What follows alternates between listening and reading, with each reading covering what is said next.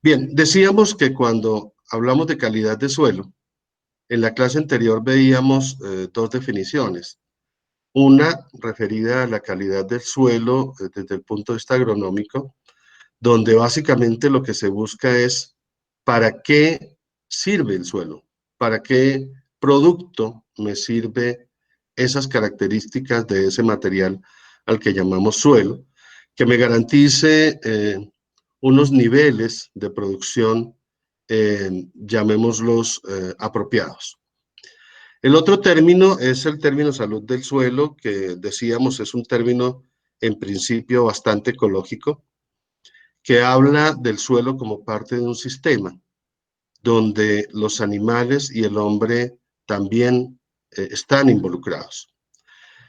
Eh, en los últimos años se ha tratado de unificar este tipo de parámetros, aunque todavía hay escuelas que manejan el criterio de salud del suelo, obviamente desde la perspectiva ecológica, pero están tratando de involucrar el suelo como un ente importante y no solamente como un ente que alberga la biota de esa capa superior, sino visto como un ente dinámico.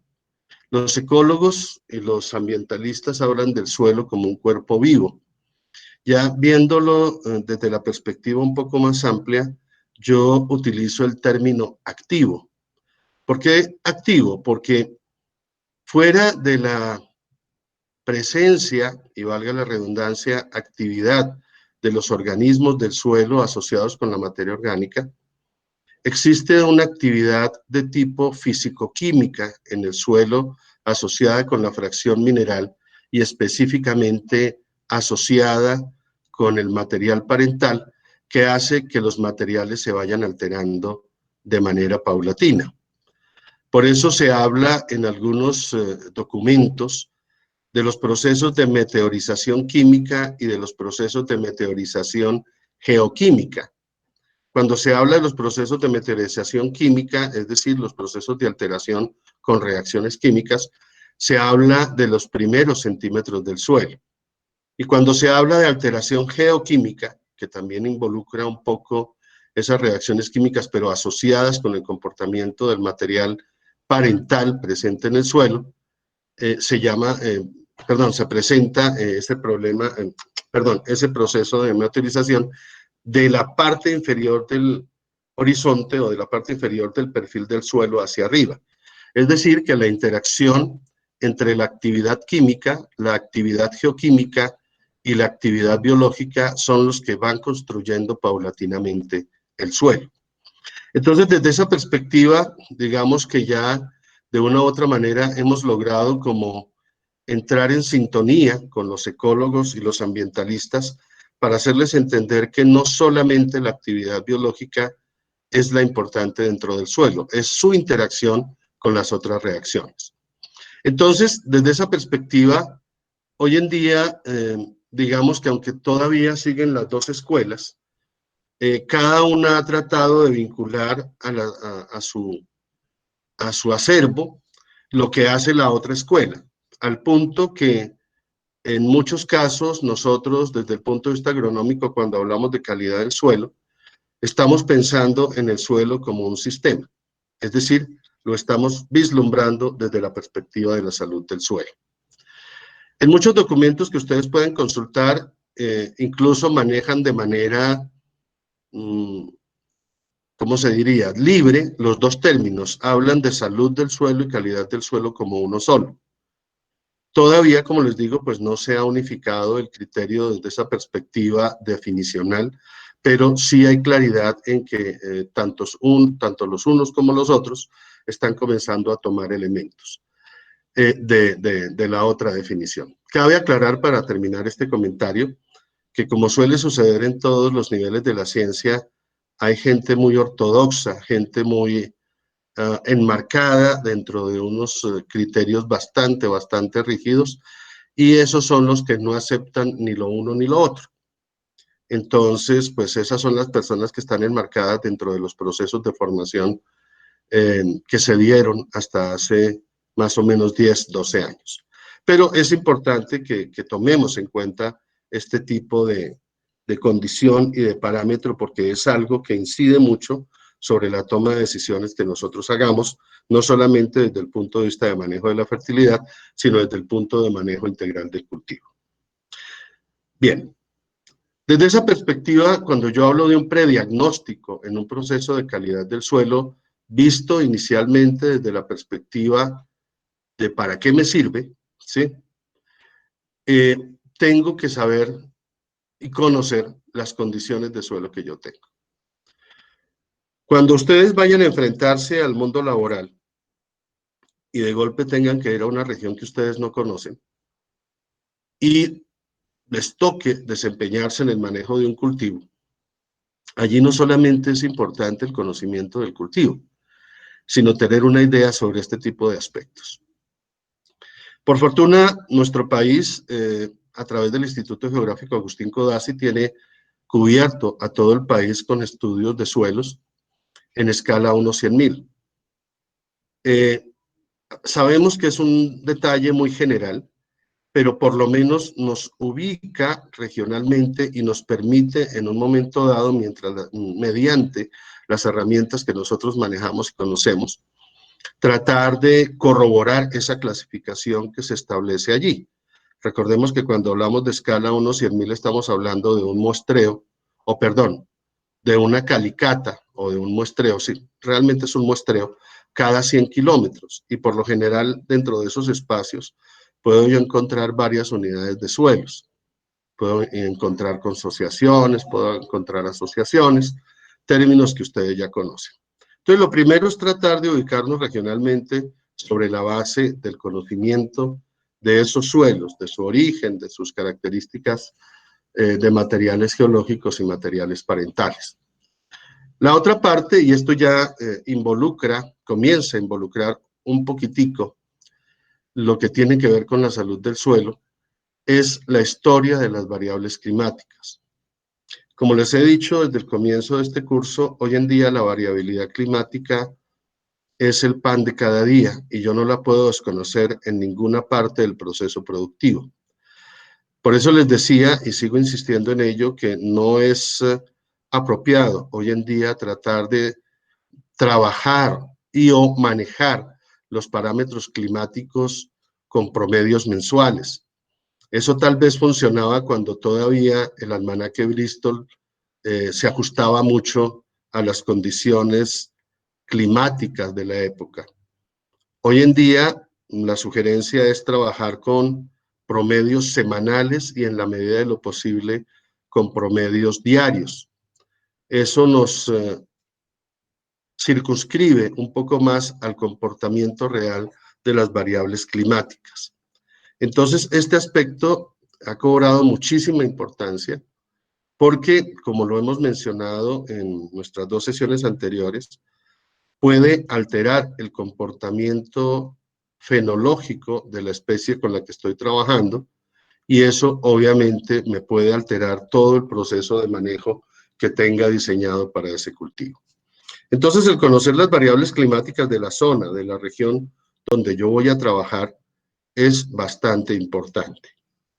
Asimismo, si ya tengo ubicado la zona, si tengo ubicado el predio, pues hombre, tratar de indagar con el agricultor cuál ha sido el manejo que se le ha dado a ese suelo, qué cultivos ha tenido, cómo le ha ido, qué problemas se le han presentado, si ha tenido afectación de tipo económico, y en cuanto a problemas, pues cuáles son los que se podrían convertir en álgidos para su utilización en ese mismo cultivo, la utilización de suelo en ese mismo cultivo.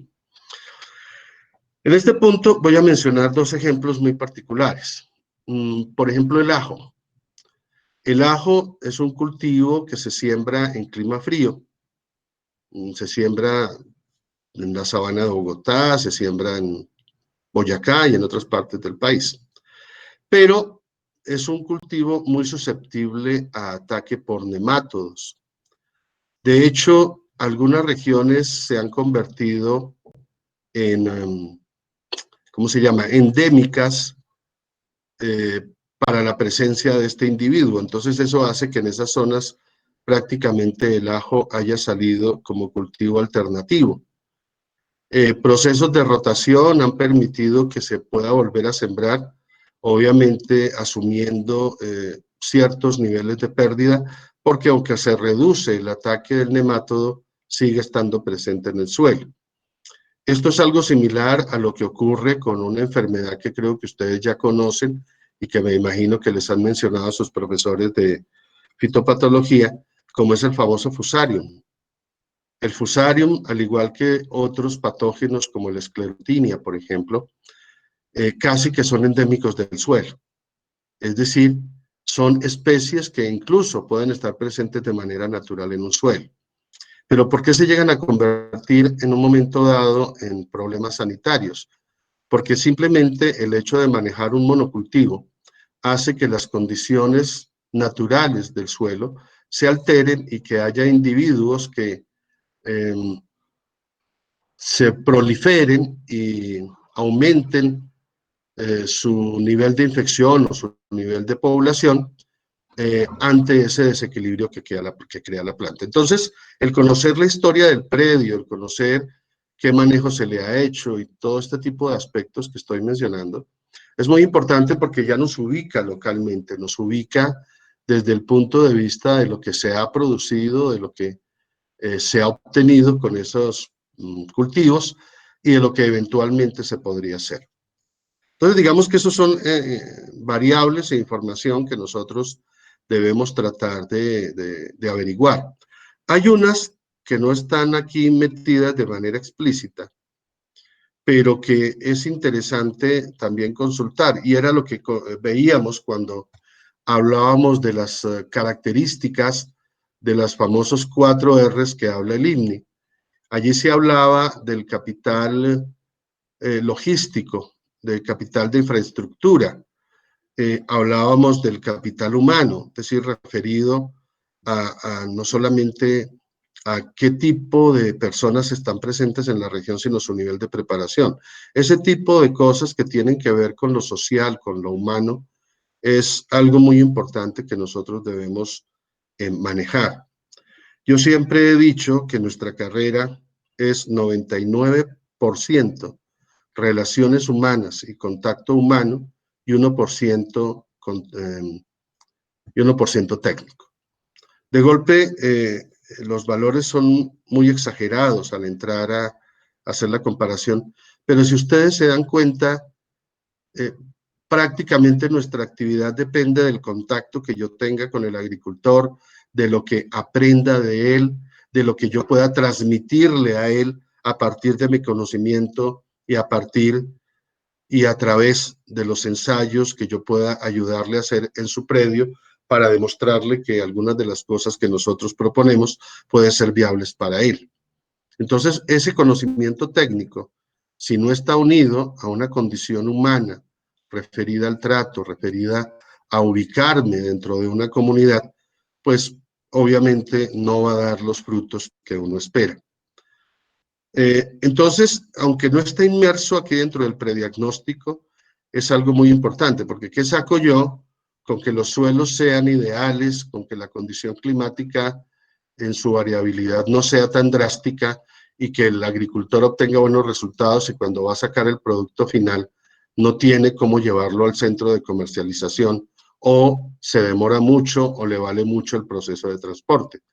Entonces es allí donde la infraestructura vial juega un papel muy importante, la infraestructura de almacenamiento, donde la posibilidad de conseguir empleados que le ayuden a los procesos de manejo del cultivo también es importante.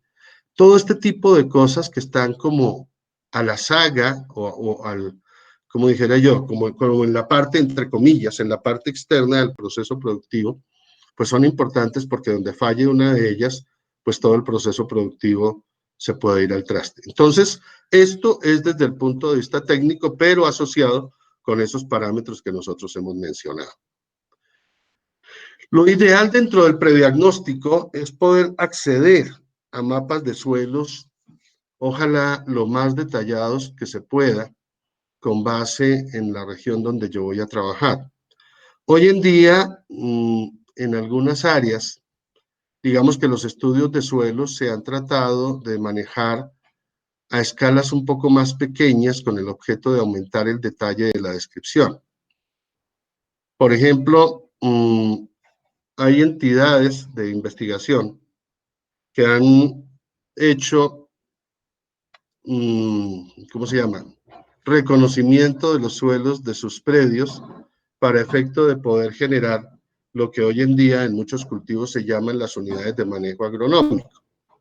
Este mapa que tenemos aquí, por ejemplo, es un mapa de un área que no supera las 32 hectáreas. Es, como ustedes lo pueden ver en la parte de abajo, es el campo experimental de Augura, Cenibanano, en el Urabá antioqueño. Así, a grosso modo, ustedes pueden observar que en un área de 32 hectáreas, en una escala 1:5000, que es considerada ultra detallada o muy detallada, encontramos 4 tipos de suelos. Entonces, en la medida en que yo tenga la posibilidad de disminuir la escala en mi proceso de identificación de suelos, en esa medida voy a encontrar mayor variabilidad. Pero si ustedes observan dentro de las clasificaciones, realmente la mayoría de los suelos que tenemos acá, es decir, los 4 suelos, son insectisoles. Son insectisoles y todos ellos tienen características muy similares. ¿Dónde está la diferencia? En los subgrupos y en las familias. Eso es lo que establece diferencias. Y esas diferencias, cuando uno llega al campo, pueden verse reflejadas, por ejemplo, porque yo conozco esta zona, esta parte que hace referencia al suelo tipo B, resulta que tiene mayor contenido de materia orgánica que las partes que corresponden a los suelos A y a los suelos C y D. Entonces, a pesar de que la clasificación taxonómica se parezca mucho desde el punto de vista de subgrupos o de grandes grupos, resulta que podemos encontrar diferencias que hacen que esos suelos tengan un comportamiento diferente. Entonces, en la medida en que yo pueda conocer ese comportamiento del predio, ese comportamiento de la zona, también voy a tener la posibilidad de generar pequeñas diferencias de manejo que hagan que los niveles de productividad se incrementen o que incluso el mismo manejo agronómico se facilite. Entonces, por eso es importante el tratar de conocer esos suelos. Llama la atención, por ejemplo, el cultivo de palma africana, que me imagino ustedes lo han escuchado mucho. De hecho, es uno de los cultivos que socialmente fue bastante polémico hasta hace algunos años, porque el cultivo de la palma africana se relaciona con agroindustria y la agroindustria siempre se relaciona con términos que se mencionan en la historia agraria como latifundio, como, ¿cómo se llama esto? Monopolio, etcétera. Pero resulta que en el caso colombiano las circunstancias son un poco diferentes. El gremio, que se llama Fedepalma, ha procurado dentro de su existencia de vincular y favorecer a los pequeños agricultores, a todos aquellos que tienen áreas no muy grandes de este cultivo, pero les ha ayudado desde el punto de vista de capacitaciones, desde el punto de vista de manejo de su cultivo, y en cada una de las regiones palmeras siempre hay unos centros de acopio.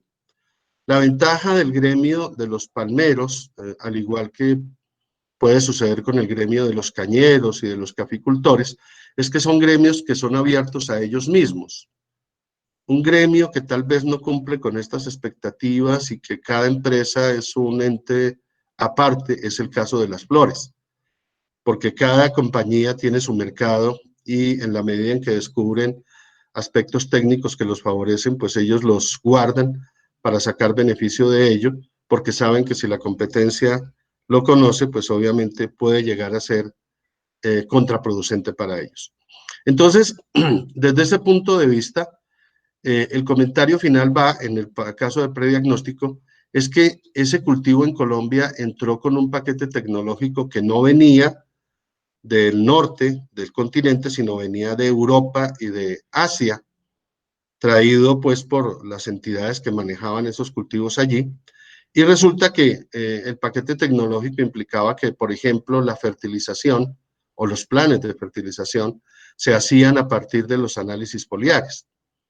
Hasta hace relativamente poco, estamos hablando 15, 18 años, todavía existían muchas empresas palmeras que mandaban sus muestras de material vegetal a Europa, a laboratorios de allá, a Francia específicamente, para que les hicieran los análisis y les enviaran la recomendación. Cuando el área de palma comenzó a extenderse a casi todas las regiones donde existen hoy en el país, se comenzaron a dar cuenta que no solamente debían tomar en cuenta esos resultados de tipo foliar, sino que era importante que tomaran el suelo. ¿Y por qué? Pues porque comenzaron a tener problemas bastante graves. Muchos de ellos los habían tenido antes, pero no los habían reconocido por aquello que pensaban que era un comportamiento asociado a los materiales que se tenían. Entonces, desde ese momento, muchas empresas de palma comenzaron a hacer identificación de sus suelos y a generar ese tipo de unidades de manejo agronómico. Tal vez la palma aceitera fue uno de los primeros cultivos industrializables que comenzó con ese proceso. Ya después le siguieron entidades como Cenibanano, como lo vemos en este mapa, y casi que simultáneamente los cañeros hicieron algo por el estilo. Entonces, aquí lo que nos estamos dando cuenta es que sectores que nosotros considerábamos altamente tecnificados estaban cometiendo errores desde el punto de vista agronómico porque estaban desconociendo información importante para el manejo de sus cultivos. Hoy en día se están haciendo muchos esfuerzos para lograr mapificar otras regiones y otros cultivos. Obviamente, en el caso de los cultivos transitorios es un poco más complicado, porque en el caso de los cultivos transitorios, que en su gran mayoría son cultivos para alimentación, un alto porcentaje de los agricultores son arrendatarios. Entonces, esa condición hace que este tipo de procesos sean un poco complicados. Aunque también hay que reconocer que algunos municipios, desde el punto de vista de los planes de ordenamiento territorial, también han visto la necesidad de hacer estos estudios a un nivel detallado, no a un nivel ultra detallado, sino a nivel detallado para que eso también les ayude a tomar decisiones desde el punto de vista político y administrativo en lo que tiene que ver con los planes de ordenamiento territorial.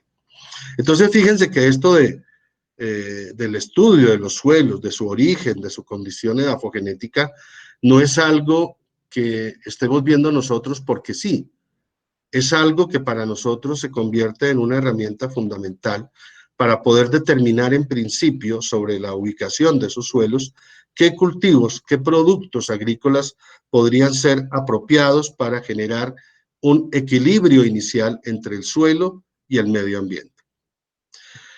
Otro aspecto del prediagnóstico es esto que yo les mencioné. En el prediagnóstico, y cuando esta parte pudiéramos decir nosotros que es una interacción entre lo que es salud y calidad del suelo. Ya en este momento, el tópico de calidad del suelo comienza, como lo mencioné hace un rato, a involucrar la parte de tipo salud del suelo.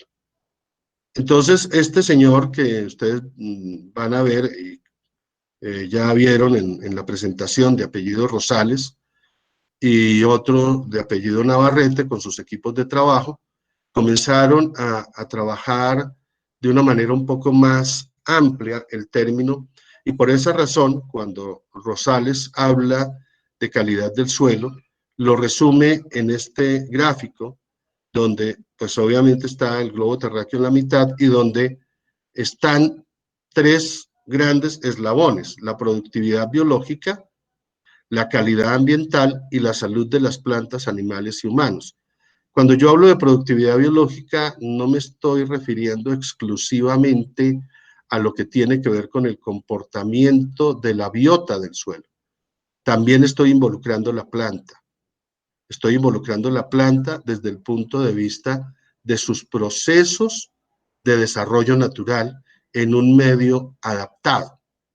Acordémonos que las plantas han sido domesticadas para generar alimentos y materias primas que mantengan activa la vida del ser humano.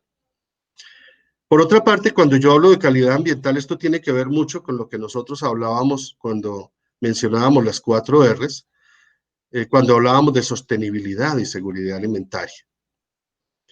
En estos días he tenido la oportunidad de evaluar algunos proyectos que me han enviado de la Dirección de Extensión y resulta que este término de sostenibilidad ya comienza a ser un término más aterrizado.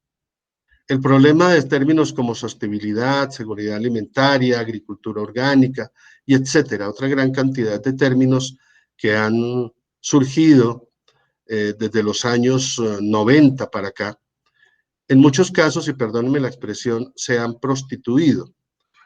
¿Por qué ha pasado eso? Porque gente que no tiene conocimiento alguno sobre lo que significan estos términos ni lo que implican, los ha comenzado a comercializar y eventualmente han comenzado a producir, qué sé yo, productos y otro tipo de incluso a veces simplemente hasta comentarios, que han hecho que pierdan su sentido, que pierdan su esencia. Entonces, lo que se ha tratado de hacer últimamente es rescatar esos términos, bajarlos de solamente un significado semántico, social y político.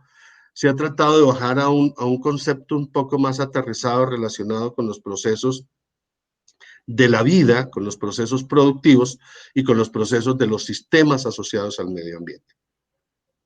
Entonces aquí en el medio ambiente, pues obviamente el suelo es un elemento importante, el clima es otro elemento importante y los nichos ecológicos, es decir, la vegetación típica de la región es otro aspecto importante que yo no puedo obviar.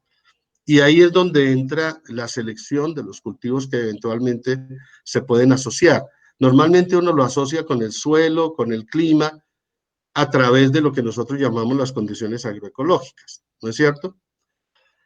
Pero a veces se nos olvida este pequeño eslabón que está al lado izquierdo de la figura, que tiene que ver con la salud de los entes vivos. Es decir, yo puedo traer un cultivo, lo que mencionaba ahora del ajo. Ah, mire, es que esta zona es ideal para ajo, pero si el problema del nemátodo está presente en el suelo, pues la salud de la planta va a afectarse y por ende de golpe su efecto sobre los animales y los humanos porque ya no tendríamos productividad necesaria para dar alimento a los animales y a las plantas.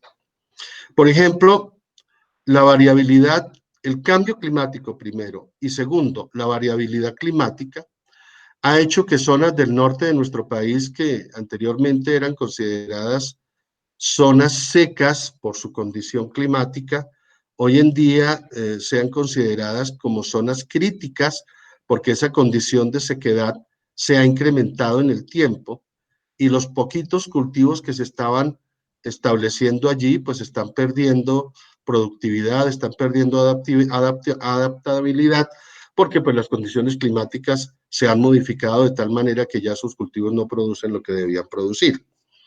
Entonces, este tipo de cosas que estoy mencionando, muchas de ellas tienen que ver con la actitud del hombre hacia los procesos productivos, pero muchas también tienen que ver con los cambios que se dan de manera natural, en algunos casos también influenciados por el hombre.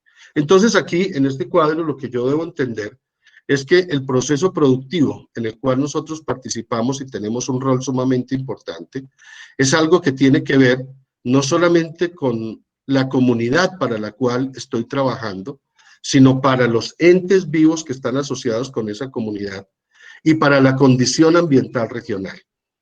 Miren, muchas veces uno puede tomar decisiones a priori pensando en lograr un objetivo en el desarrollo del cultivo, sin darnos cuenta que posiblemente esa decisión puede estar afectando a alguno de los entes de esta cadena y de este sistema.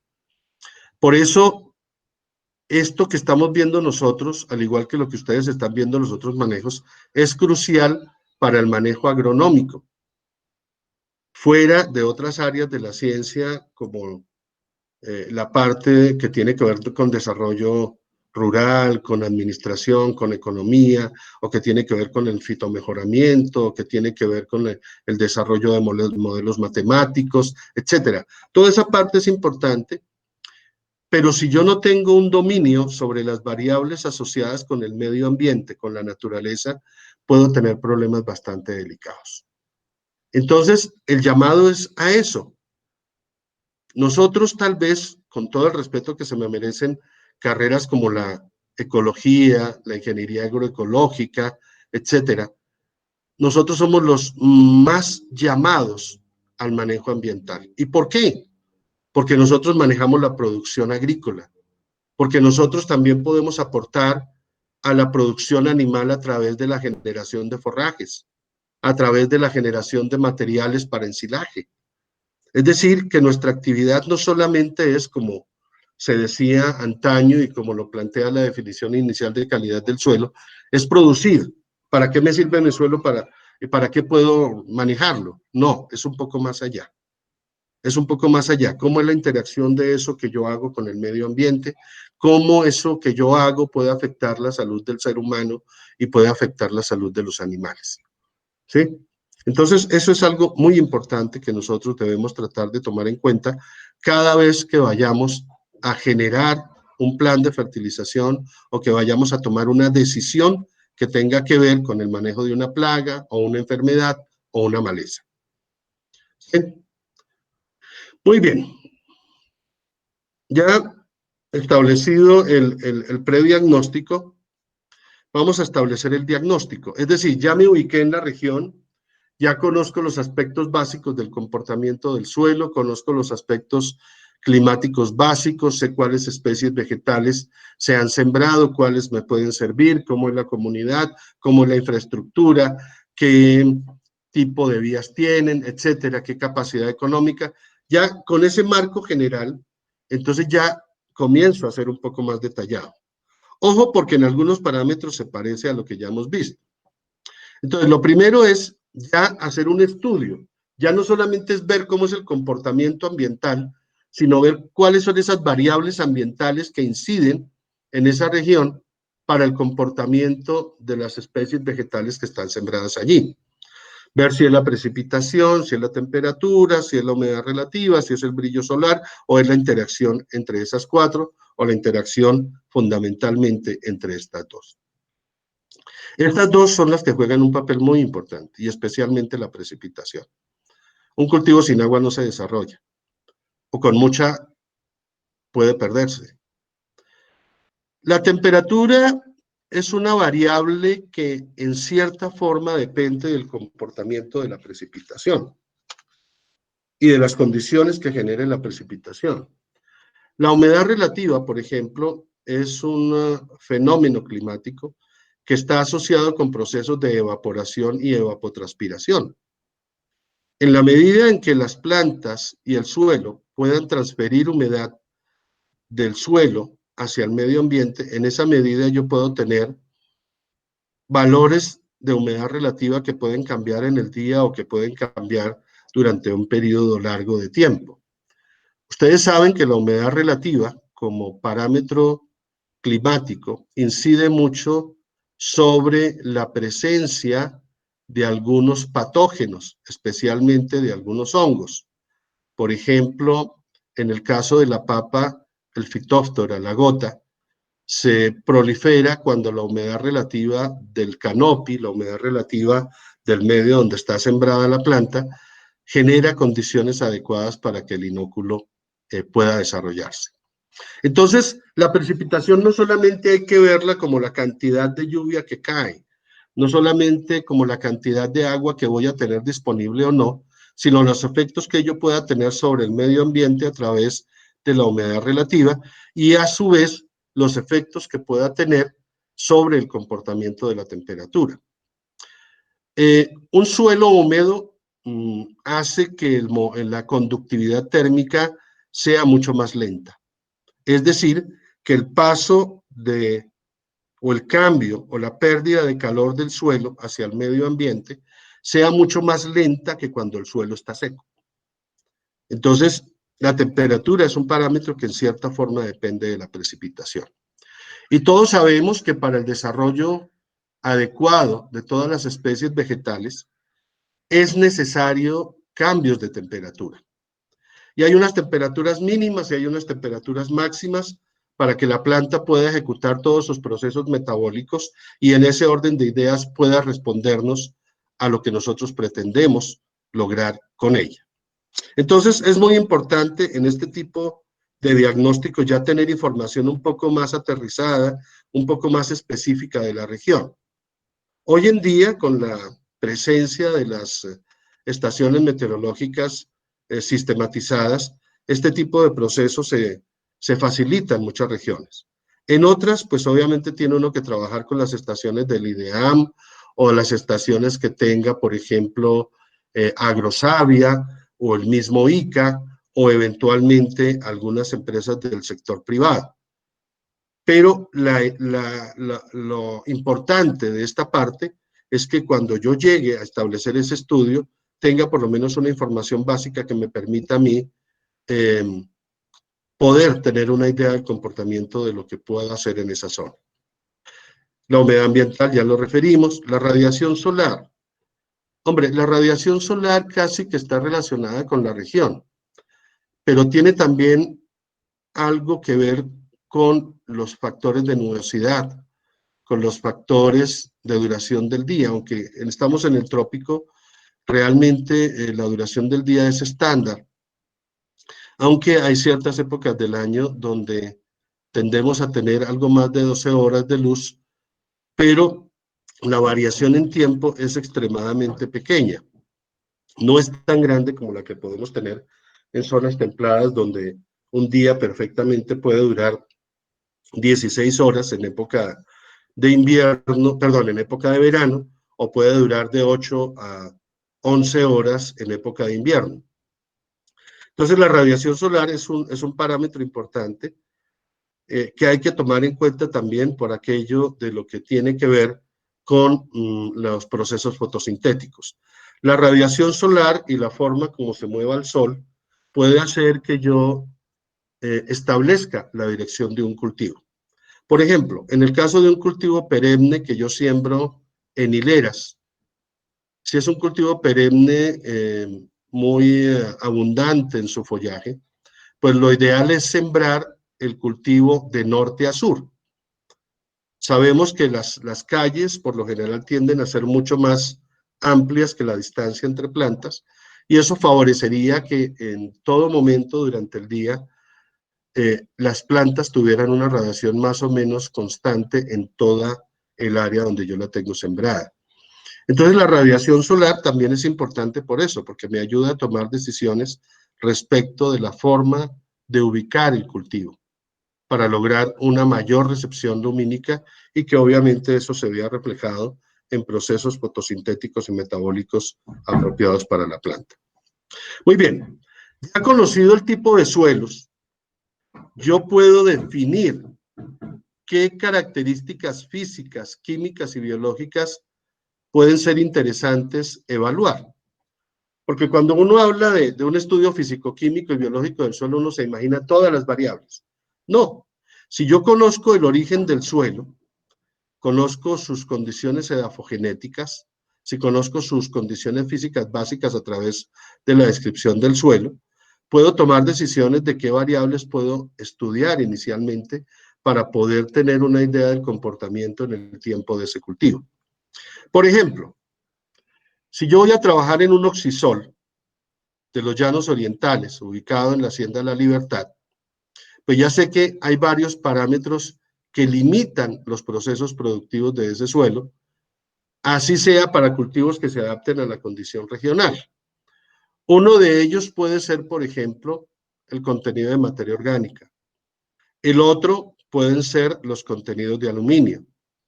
El otro, asociado con los contenidos de aluminio, bajo niveles de nutrientes. Pero fuera de esos aspectos químicos que en un momento dado se pueden manejar fácilmente, seleccionando especies que se comporten adecuadamente a esa condición. En ese punto, las características físicas juegan un papel muy importante. En muchas de las regiones de los llanos orientales, cuando uno comienza a leer los estudios de suelos, encuentra que una de las características comunes es su buena condición física natural.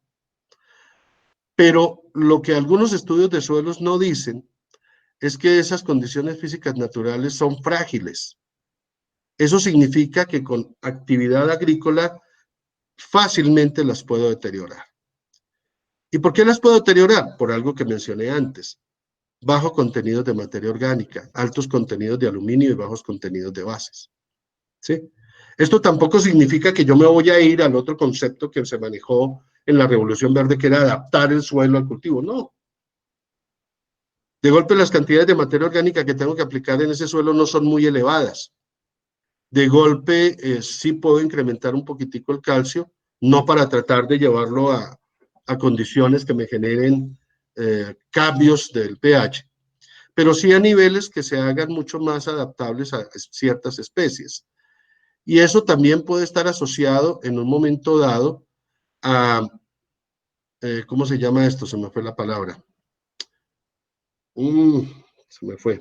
Bueno, en condiciones generales, para rematar, esa vocación del suelo a la que nosotros nos referíamos cuando hablábamos de la fertilidad potencial y de la fertilidad actual, esa vocación del suelo es la que yo tengo que vislumbrar. Pero esa vocación del suelo no significa que si yo siembro la especie no voy a tener necesidad de hacerle ningún tipo de actividad. No, lo que significa es que la actividad que yo le tenga que hacer no es tan intensa y tan grande en cantidad como si tratara de adaptar un cultivo que no va a crecer en esas condiciones naturales. Entonces, hoy en día se maneja un criterio como intermedio entre lo que es la condición de la agricultura de vocación natural del suelo con relación a lo que era la famosa Revolución Verde. ¿Por qué? Porque todas las plantas, como lo iremos a ver a continuación, más adelante, tienen lo que se llama la demanda del desarrollo y hay otro parámetro que se llama demanda del déficit o déficit de la demanda, que es aquello que el suelo no le puede dar a la planta porque como es un cultivo que fue, ¿cómo se llama? Que fue domesticado, pues obviamente no va a tener toda la asociación de plantas y de aportes de nutrientes de otros materiales orgánicos de las otras plantas que le van a ayudar a su desarrollo. Entonces, eso significa que cualquiera que sea el cultivo, de todas maneras, va a haber un plan de fertilización con unas dosis apropiadas a esa condición de suelo.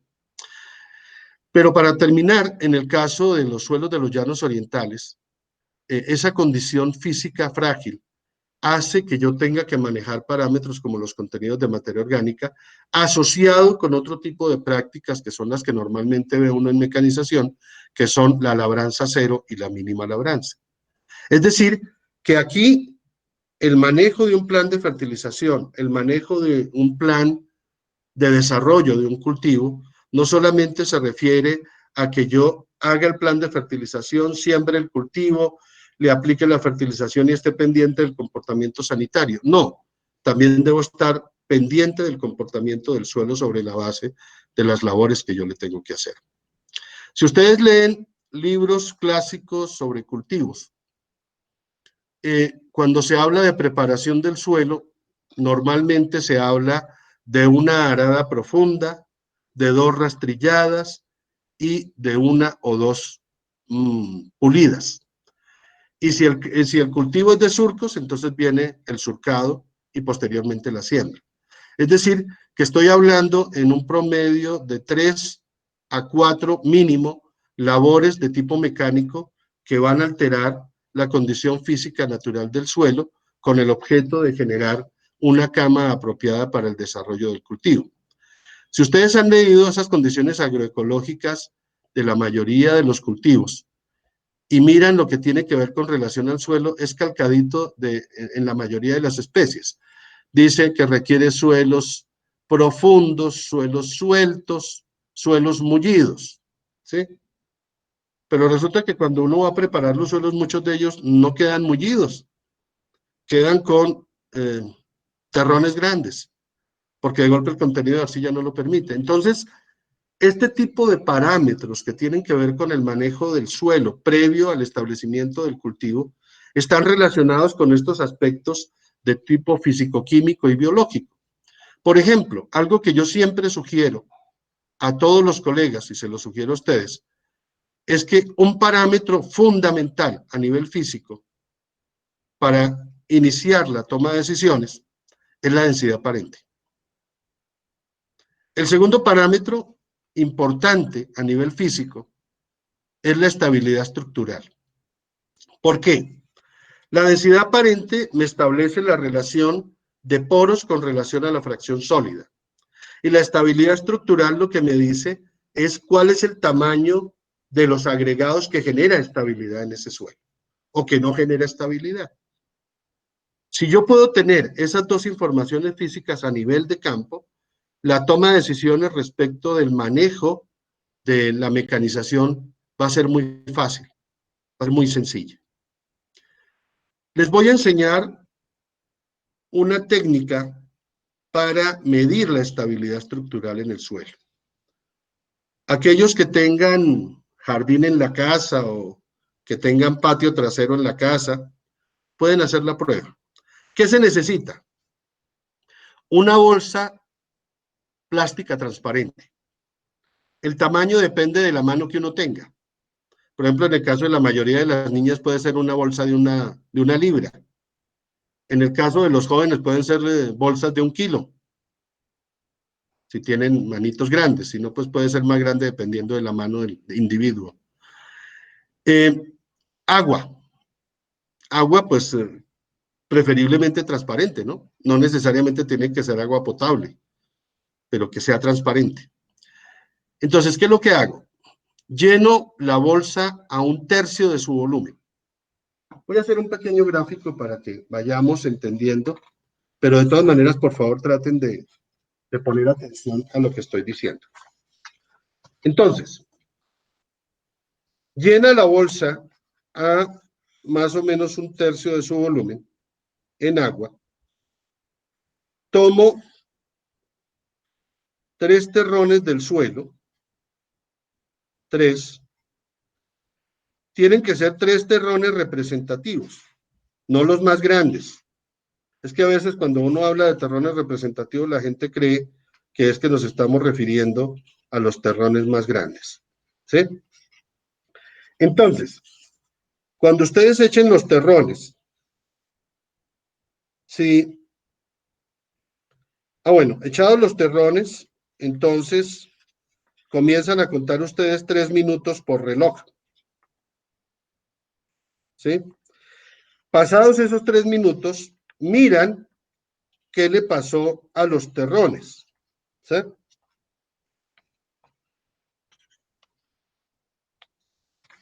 Voy a poner esto al frente de la cámara, por favor, díganme si lo ven bien. ¿Sí ven bien las 6 figuritas? Sí, profe. Sí, señor. Pues, sí. Profe, alejarlo un poquito más de la cámara. ¿Ahí? Y subirlo un poco. Arriba. Ahí. Perfecto. Bueno, la primera figura es la bolsa con agua. La segunda es aquella donde estoy introduciendo los terrones dentro del agua, ¿sí? La idea no es arrojarlos, la idea es ponerlos sobre la superficie y soltarlos. Obviamente, ellos van a llegar al fondo del talego. Pasados los 3 minutos, puedo tener una de estas 3 condiciones. Una, la primera que está aquí relacionada con la letra I, que significa inestable. En esos 3 minutos, los 3 terrones se me deshicieron totalmente. Entonces, si esto es inestable, significa que el manejo mecánico que tengo que hacerle al suelo implicaría labores de mínima labranza o labranza cero. ¿Por qué? Porque esta propiedad física importante para generar estructura dentro del suelo no se mantendría en la eventualidad que yo le realice una actividad mecánica.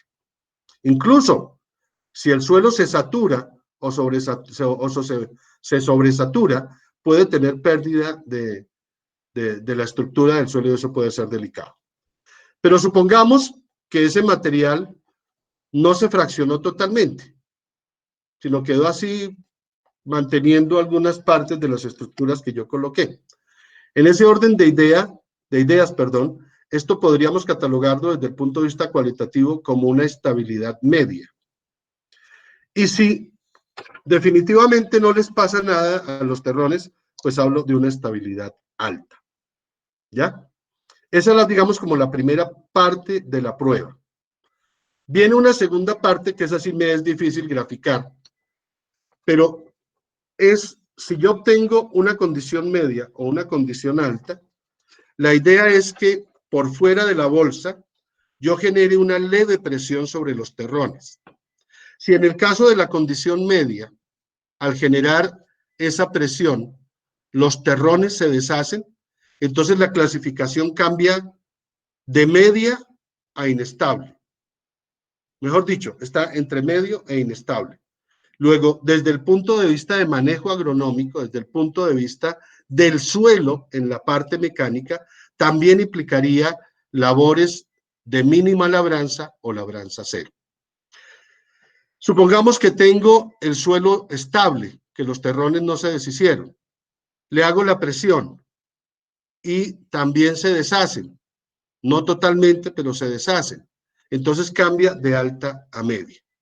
Esta prueba de campo lo que nos permite a nosotros, insisto, es tomar decisiones rápidas de manejo.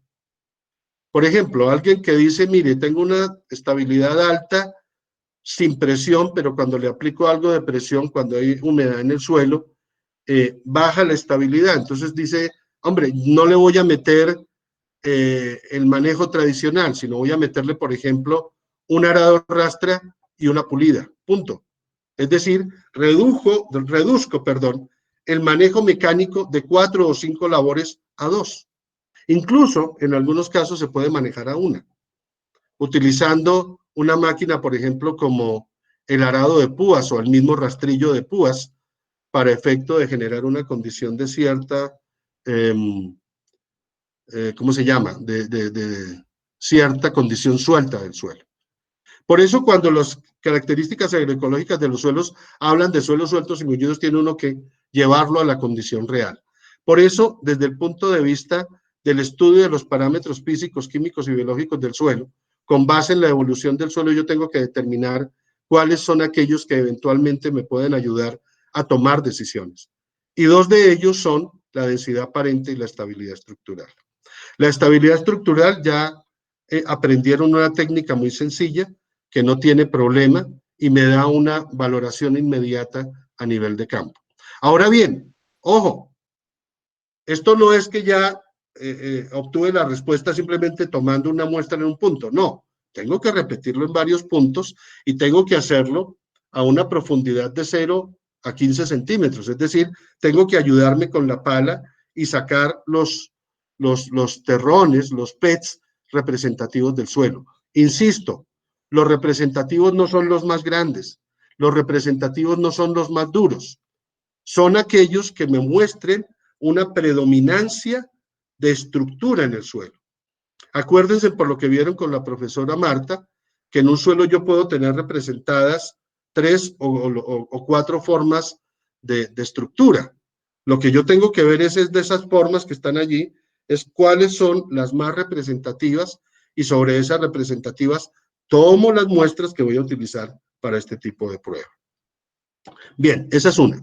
La densidad aparente por el método del cilindro. Y aquí comienzo yo a hablar del kit del ingeniero agrónomo en campo. El ingeniero agrónomo en campo debe llevar una navaja, una lupa, obviamente sus botas pantaneras, bien cubierto, ropa de campo, de manga larga, pantalón de bota que cubra la pierna, un gorro, si sufre de problemas de piel, pues un bloqueador. Y dentro de la parte de trabajo, fuera de la navaja y de la lupa, lo ideal es que lleve, si puede, bolsas plásticas, agua, como lo acabamos de ver, y un cilindro o 2 cilindros para toma de muestras para efecto de densidad aparente. Yo sé que algunos ya están pensando, miércoles, me va a tocar comprar un cilindro de aluminio. Pues si lo pueden comprar, cómprenlo. Si no, hay otra opción, que es un poco más artesanal, pero también sirve. Hay tubos de PVC que tienen diámetro de 2 pulgadas, que equivale a los 5 centímetros. Lo que yo hago es ir a la ferretería, que me corten uno de esos tubos con 5 centímetros de longitud. Y luego con una lima le hago el ahuzado, le hago el filo, ¿sí? Obviamente este tipo de herramienta, llamémosla casera, puede tener problemas cuando los suelos son un poquitico arcillosos. Pero la idea para la toma de la densidad aparente no es que el suelo esté seco. Creo que la profesora Marta les debió enseñar que para que la densidad aparente sea mucho más eficiente, lo ideal es tomarla cuando el suelo está húmedo. En muchos casos a ustedes les tocará echar un poco de agua en el sitio donde van a tomar la muestra antes de meter el cilindro. La idea es que el cilindro no haya que golpearlo, sino que entre a una presión constante para que el borde superior del cilindro quede coincidente con el borde superior del suelo. Ahora bien, ¿a qué profundidad es pertinente tomarla? Es pertinente tomarla entre los 5 y los 15 o 20 centímetros de profundidad. Eso significa que yo tengo que abrir un pequeño orificio en el suelo, dejarlo plano y poder introducirlo. Ahora, ese cilindro requiere de otro cilindro que no tenga borde filoso, sino que yo pueda colocar encima del que tiene el borde filoso y presionarlo para que después, con la ayuda de la pala, pueda yo realizar ¿cómo se llama? La separación de los cilindros y el rasado adecuado que me permita meterlo a una bolsa plástica o me permita sacarlo de ahí y saber que ese es el suelo que estaba involucrado en ese cilindro y ya después ponerlo a secar al ambiente, pesarlo y establecer una densidad aparente con humedad de suelo estable con el ambiente. O si el suelo está húmedo y quiero tomarla en ese momento, pues simplemente peso y ya conozco el volumen, establezco la densidad aparente. ¿Cuál es el pequeño inconveniente de esto? Lo mismo que la estabilidad estructural. No basta con una sola muestra. Habría que tomar 2 o 3 muestras en el área representativa de suelos. Entonces ya conocen 2 herramientas y saben cómo adquirirlas para cuando ustedes sean asistentes técnicos puedan tomar esas 2 variables y puedan ayudarle al agricultor a tomar decisiones rápidas y eficientes en el manejo de su suelo. En la parte química, pues obviamente, si yo estoy haciendo un diagnóstico, pues lo ideal es poder enviar la muestra al laboratorio para corroborar esos valores de las variables que yo quiero y necesito para el desarrollo de mi cultivo. En lo biológico, pues hombre, yo creo que la primera parte es la identificación visual, tratar de buscar macroorganismos en el suelo, y si quiero algo más específico, pues obviamente pues ya entrar a recoger muestras, enviarlas a los laboratorios respectivos. Pero lo claro del diagnóstico es que me tiene que quedar, ¿cómo se llama? Identificadas aquellas variables que por la condición genética del suelo son las que yo debo ponerle atención en un proceso de desarrollo de un cultivo. Ahora bien, si yo estoy manejando un cultivo o varios cultivos en rotación, es posible que en el tiempo puedan cambiar las propiedades que están incidiendo sobre los niveles de producción. Y esto de medir las variables de calidad del suelo me permite poder seleccionar con el tiempo aquellas que están generando problemas de desarrollo de la planta. Por ejemplo, si con mínima labranza y agregando niveles apropiados de materia orgánica logré estabilizar el suelo, logré mantener más o menos constante la densidad aparente, pues entonces ya vienen las propiedades físicas que no necesariamente estén asociadas a estas 2. Por ejemplo, pueden estar asociadas variables como presencia a nivel freático. Pueden estar asociadas variables como comportamiento capilar del suelo, ya relacionado, por ejemplo, con formas de siembra. O pueden cambiar a variables químicas. Entonces ya cobra importancia, por ejemplo, el contenido de aluminio, cobra importancia el contenido de calcio, etcétera. Y en la parte biológica pueden cambiar también. Pueden ser, por ejemplo, niveles de nitrógeno y carbono orgánico relacionados con la materia orgánica. Puede ser, por ejemplo, la presencia de cierto tipo de bacterias o de cierto tipo de hongos, etcétera. Entonces, en la medida en que yo pueda tener idea de cuáles son esas variables que en principio me pueden afectar la calidad del suelo, en esa medida puedo comenzar a establecer planes de manejo. Entonces, el diagnóstico va un poco más allá, va un poco más específico. Me va a tratar de identificar qué es lo que yo tengo y qué es lo que no tengo que me puede afectar la producción. Bueno, voy a presentar un ejemplo rápido, hecho por Rosales y por Navarrete, donde ellos lo que hicieron a partir del estudio de todas esas variables que acabamos de ver, fue identificar algunas variables físicas que estaban incidiendo sobre los procesos de producción. Quiero llamar la atención de ustedes en esto. Miren, uno habla de textura, estructura, densidad aparente, de resistencia a la penetración, pero la profundidad, que es una variable física, uno solamente la toma en cuenta cuando va a trabajar un cultivo, ¿sí? Entonces, si yo tengo una idea de cómo es la profundidad de ese suelo, pues voy a poder tomar decisiones sobre los cultivos más apropiados. Viene la infiltración asociada a la densidad aparente. Viene la capacidad de agua disponible, es decir, lo que hay entre la capacidad de campo y el punto de marchitez permanente. La porosidad y la compactación. La porosidad es una propiedad derivada de la densidad aparente. La compactación también es una propiedad que está derivada de la estabilidad estructural. Y está la estabilidad de agregados. Entonces, estas son las propiedades que ellos... bueno, me devuelvo un poquito que no lo mencioné. Perdón. Resulta que ellos hicieron este estudio de calidad del suelo para todas las regiones productoras bananeras de Costa Rica. Entonces vieron cuáles eran esos factores físicos que eran comunes a la mayoría de las regiones y que afectaban el proceso de desarrollo, y encontraron estas. Ahí al lado encuentran ustedes una explicación rápida, de lo que significa esa propiedad para ellos en ese momento, ¿sí? Obviamente no es diferente a su definición básica, por lo tanto no tiene problema. Entonces miren que aquí están estas propiedades que si uno lo mira desprevenidamente casi que agrupa todas las variables físicas que tenemos nosotros de manera normal, solo que lo hace de manera específica en unos puntos particulares. Infiltración y densidad aparente, capacidad de agua disponible, porosidad y compactación, estabilidad de agregados y textura.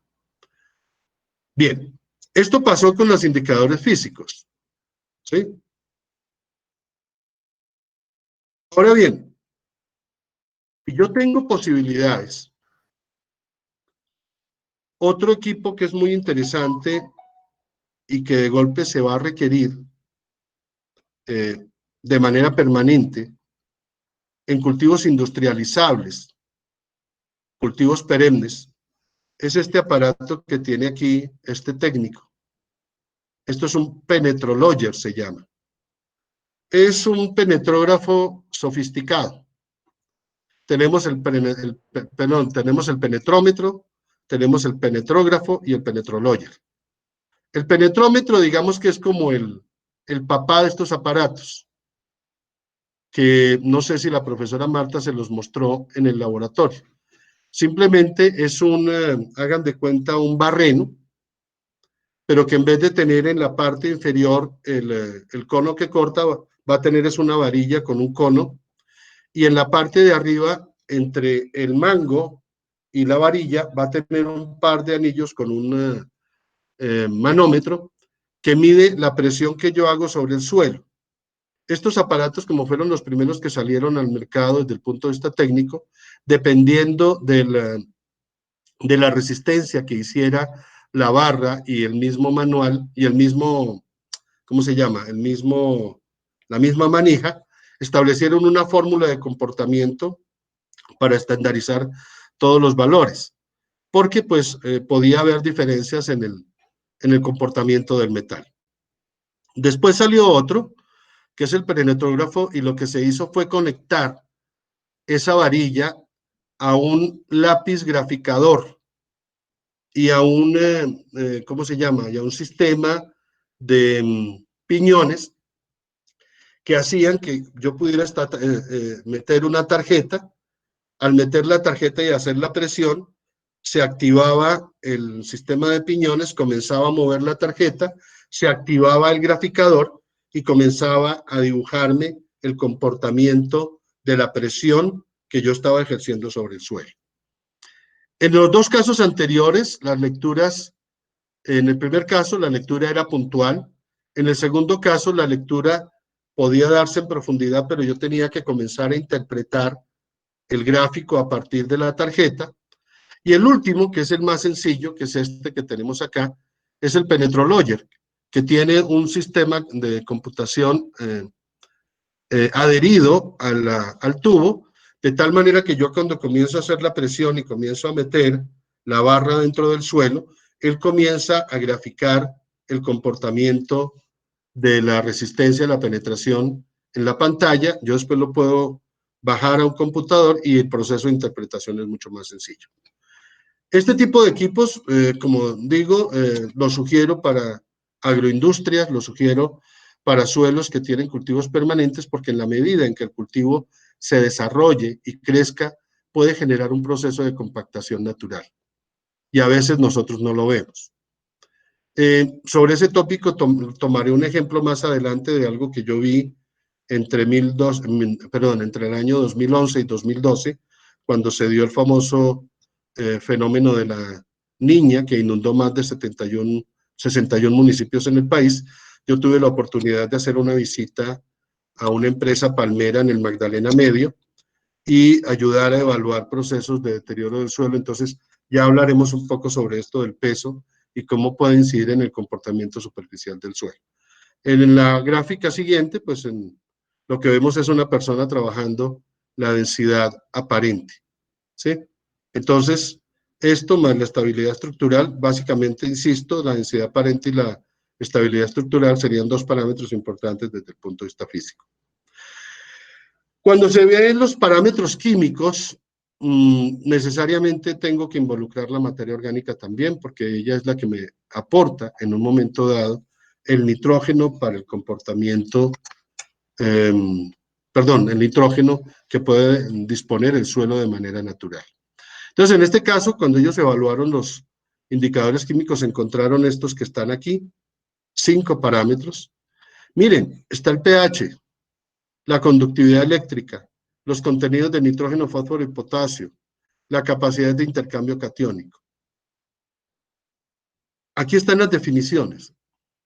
Entonces ellos encontraron que estos parámetros son importantes desde el punto de vista de comportamiento del suelo y que ellos necesariamente habría que manejarlos para que los procesos productivos fueran totalmente eficientes. ¿Sí? Muy bien. Cuando llegaron a los indicadores biológicos encontraron esto. Resulta que, si ustedes recuerdan el curso con la profe Marta, digamos que a nivel físico y a nivel químico están claramente identificados los parámetros que uno tiene que medir normalmente para el desarrollo de un cultivo. Están claros, pero en la parte biológica resulta que como hay tanta diversidad de organismos, también hay diversidad en las metodologías para identificarlos. Si alguno de ustedes ha visto biología del suelo con la profe Carmen o ha visto algún curso que tenga que ver con la parte de biología de suelos con el profesor Jairo Leonardo, se habrán podido dar cuenta de eso. Es decir, aunque hay una serie de metodologías que podríamos denominar clásicas, no son metodologías que tengan aplicabilidad para todos los suelos ni para todos los espacios. Entonces, eso hace que haya diversidad, digamos, en el manejo de las técnicas para identificar variables biológicas. Pero algo que sí queda claro es que la biomasa microbial es un elemento importante, no solamente para este estudio, sino para otros. La razón es muy simple, chicos.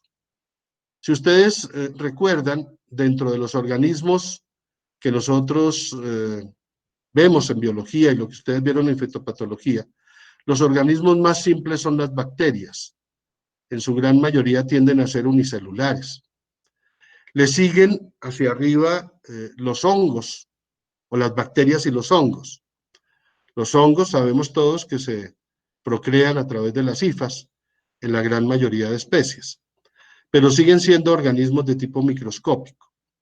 Pues muy bien, estos organismos de tipo microscópico son los más abundantes en la naturaleza, y dentro de ellos las bacterias. Entonces, desde esa perspectiva, como organismos, adquieren una importancia bastante marcada porque ayudan a muchos procesos de liberación de nutrientes y a muchos procesos metabólicos de la planta. Recordémonos más los organismos, las bacterias que ayudan a producir nitrógeno, por ejemplo, que ayudan a liberar nitrógeno, o las bacterias desnitrificantes o nitrificantes, etcétera, ¿sí?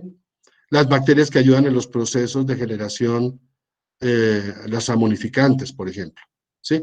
Entonces, hay una serie de organismos que son importantes. No quiero decir con ello que las lombrices, por ejemplo, o la actividad de muchos insectos o de muchos crustáceos que están presentes en el suelo no sean importantes. Lo son, pero desde el punto de vista de expresión, los más importantes son los microorganismos. Ahora bien, no todo el nitrógeno que posee la materia orgánica en el suelo va a ser disponible. Por eso, en el segundo punto se habla de nitrógeno potencialmente mineralizable, es decir, cuánto de ese nitrógeno que yo tengo en el suelo puede o no llegar a ser disponible. Cuando lleguemos a este punto de la materia orgánica en los procesos de diagnóstico, vamos a hablar un poquitico más sobre el asunto, porque yo no puedo basar mi decisión solamente sobre lo que me reporta el análisis de suelo, sino tengo que hacer un estudio un poquitico más amplio del comportamiento de esa materia orgánica para estimar si ese nitrógeno que yo calculo como disponible realmente va a llegar al suelo o no. Y sobre esto tengo una serie de anécdotas, voy a contar una rápida. Hace más o menos año y medio, una colega que trabaja en el Valle del Cauca, en un cultivo de cacao, mandó a hacer 2 análisis de suelos a 2 laboratorios diferentes, encontrando que cada laboratorio le dio una recomendación diferente. Ella quedó un tanto confundida y me contactó a través de otra colega. Cuando yo recibí la información, lo primero que hice fue buscar en el estudio de suelos del Valle del Cauca qué tipo de suelos predominaban en la región donde ella estaba ubicada y donde tenía sus cultivos. De hecho, cuando lo hice, encontré que eran andisoles. Cuando contrasté algunos parámetros de esa condición taxonómica con relación al comportamiento químico del suelo, encontré que sí era factible que ese suelo fuera un andisol, y uno de los aspectos importantes de las 2 recomendaciones que le habían dado a ella, independientemente de las diferencias, era aplicaciones de nitrógeno tomando en cuenta que la materia orgánica toda que estaba allí era disponible. Y resulta que ya sabemos que en un andisol las salofanas bloquean los procesos de descomposición de la materia orgánica. Entonces, una de mis primeras recomendaciones fue esa. Le dije, mire, ni el uno ni el otro dieron con el comportamiento del nitrógeno. Usted tiene suelos de estas características, tiene suelos que se comportan así. Yo le sugiero incremente la cantidad de nitrógeno. En cuanto, ya le tocaba a ella tomar la decisión. Entonces, fíjense que ese conocimiento del suelo, de cuál es su comportamiento edafogenético, se puede asociar de manera directa con esta para que yo pueda tomar decisiones adecuadas. En este caso, la razón por la cual ellos hablan del nitrógeno potencialmente mineralizable es porque en Costa Rica un alto porcentaje de los suelos que se siembran en banano tienen condiciones ándicas. Entonces eso significa que van a tener limitaciones de nitrógeno. La otra parte importante es la respiración del suelo. La respiración del suelo es una variable indirecta de las poblaciones microbiales que yo tengo en el suelo. A mayor respiración, mayor actividad microbial dentro del suelo.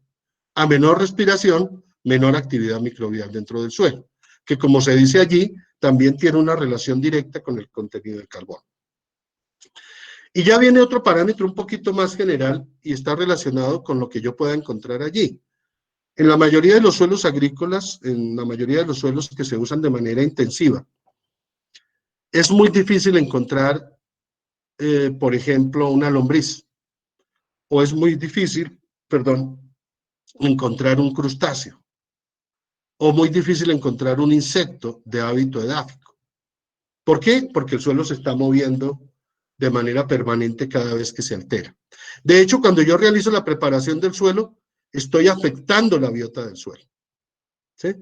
Entonces, por esa razón, el evaluar cuáles son las prácticas de preparación del suelo es importantísimo porque inciden en la calidad del comportamiento de este en el proceso productivo de la planta. ¿Ya? Muy bien, pero miren que ellos encontraron otros aspectos que se salen, entre comillas, un poquitico de lo clásico. Ya hablamos de las propiedades físicas, de las propiedades químicas y de las propiedades biológicas. Ellos encontraron unos indicadores de relieve, que nosotros podríamos llamarlo indicadores geomorfológicos, ¿sí? Y en esos indicadores de relieve, pues obviamente la pendiente es un aspecto importante porque ella define en un momento dado la facilidad o dificultad con que el suelo pueda llegar a erodarse por acción del agua o del viento, ¿sí? Eso es una condición muy importante. Orientación del terreno, ¿sí?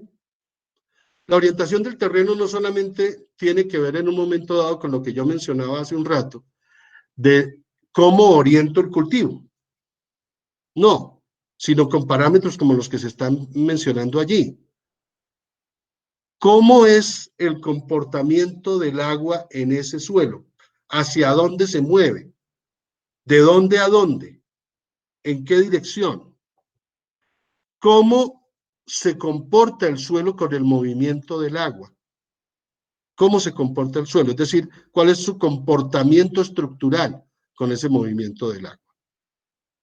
Muchos de ustedes han podido ver, cuando hay aguaceros fuertes, que cuando el agua no penetra dentro del suelo, comienza a moverse con la pendiente de este y comienza a arrastrar partículas de suelo. Eso lo hemos visto. Lo ve uno en los jardines, lo ve uno a veces en los parques, ¿sí? Si eso es así, imagínense en un cultivo. En un cultivo pasa exactamente lo mismo con la dificultad, que si el cultivo es un cultivo limpio, es decir, que no tiene cobertura más allá de él, pues obviamente la movilidad de esas partículas va a ser mucho más amplia, lo que significa que el proceso erosivo también incide. El otro parámetro tiene que ver con la altitud, pero ya hace referencia a procesos de adaptación de especies.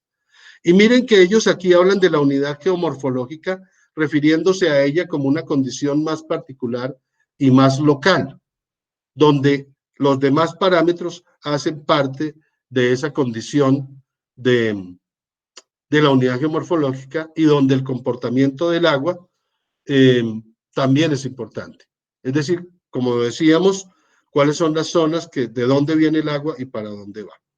Bien, esto es un resumen de lo que ellos hicieron, de algunas de las variables que ellos encontraron, pero resulta que ellos realizaron todo un proceso organizado. Y ese proceso organizado nos da esto de lo que se denomina normalmente un diseño para indicadores e índices de calidad del suelo. Y esto se hizo para suelos bananeros. Les voy a dejar una primera tarea.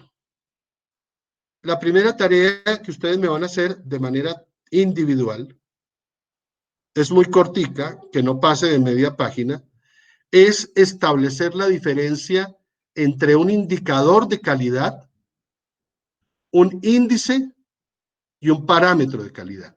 ¿Qué es un índice de calidad del suelo? ¿Qué es un indicador de calidad del suelo? ¿Y qué es un parámetro de calidad del suelo? Es importante tener claridad sobre estos tópicos porque se puede uno confundir fácilmente. Yo sé que ustedes vieron algo de calidad de suelos con la profesora Yolanda. Es posible que hayan definido estos términos, pero recordémoslos. ¿Por qué? Muchos de ustedes en su vida profesional van a resultar generando estudios de calidad del suelo donde van a generar indicadores. Actualmente en Colombia existe un grupo de investigación que tiene su asiento en la sede Palmira de nuestra universidad, que ha logrado posicionar un estudio de calidad del suelo a partir de indicadores biológicos. ¿Sí? Ese es uno de los grupos que ha hecho eso. Hay otros grupos que están tratando de generar otro tipo de indicadores que no solamente sean de tipo biológico. De hecho, en este momento estamos trabajando en una tesis de doctorado para tratar de generar indicadores de calidad del suelo para la región de la altillanura, en los llanos orientales, en cultivos de caucho y en cultivos de bosques. Entonces, lo que vamos a analizar es cómo es el comportamiento de las diferentes variables dependiendo del uso que se le dé en un tiempo que hemos estimado de 2 años. La intención es tratar de generar indicadores que no sean meramente biológicos, sino que tengan componentes de tipo físico y químico que den una idea un poco más general de los suelos y de su comportamiento. Esto porque, pues, como los mencionaba, en la parte de calidad, pues hay muchas escuelas, todavía seguimos construyendo ese tipo de parámetros. Realmente es un área de la ciencia del suelo que, si la contamos en años, es relativamente joven.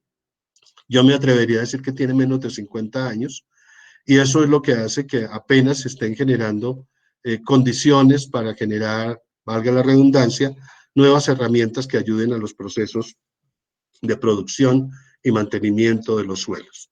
Entonces, este es un esquema que nos muestra cómo es lo que uno debe hacer, qué debe hacer, cómo lo debe hacer, en qué secuencia, para poder tomar decisiones. Como resultado de la aplicación de esa guía que ellos elaboraron y de ese proceso que ellos vieron, encontraron que para esa zona de Costa Rica existían estos parámetros que definían la calidad del suelo. 2 físicos, infiltración del agua y porosidad. Químicos, todos esos que aparecen allí. Miren una cosa muy particular.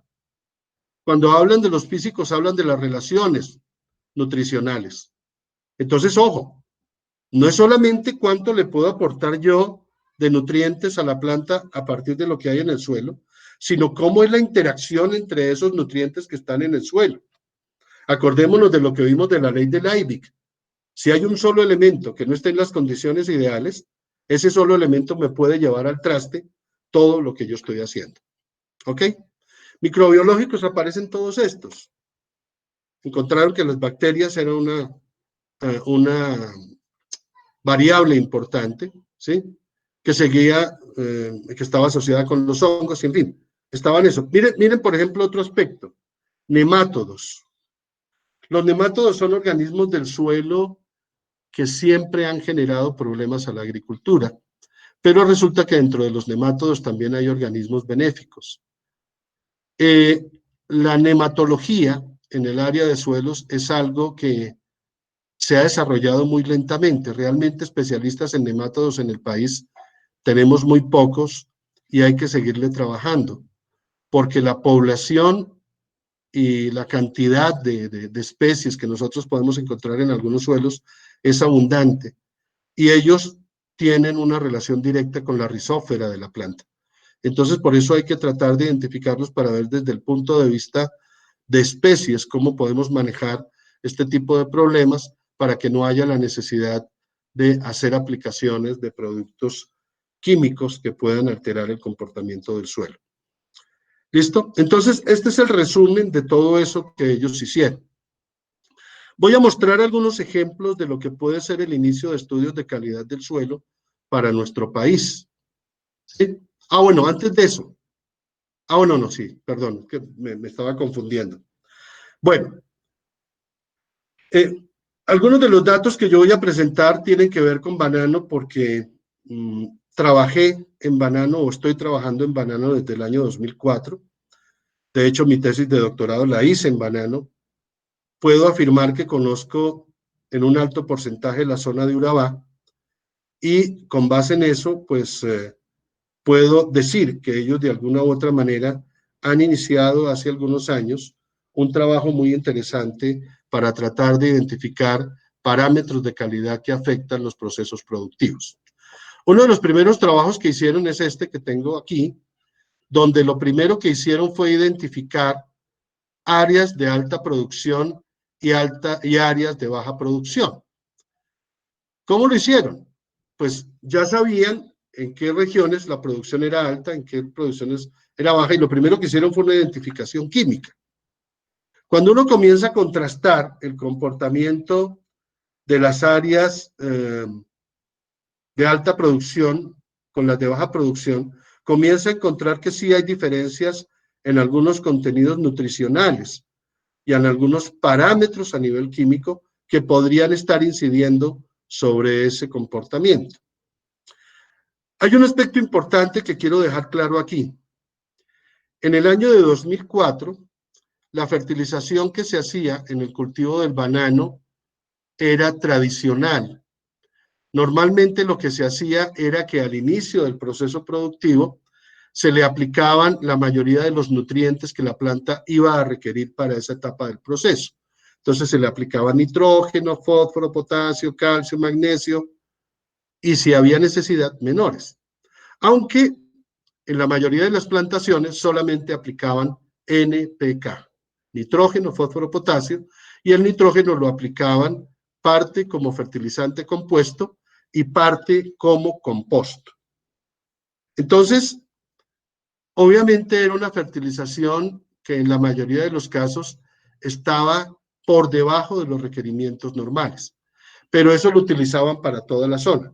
Entonces eso, en cierta forma, permitía poder medir cambios como los que estamos viendo acá.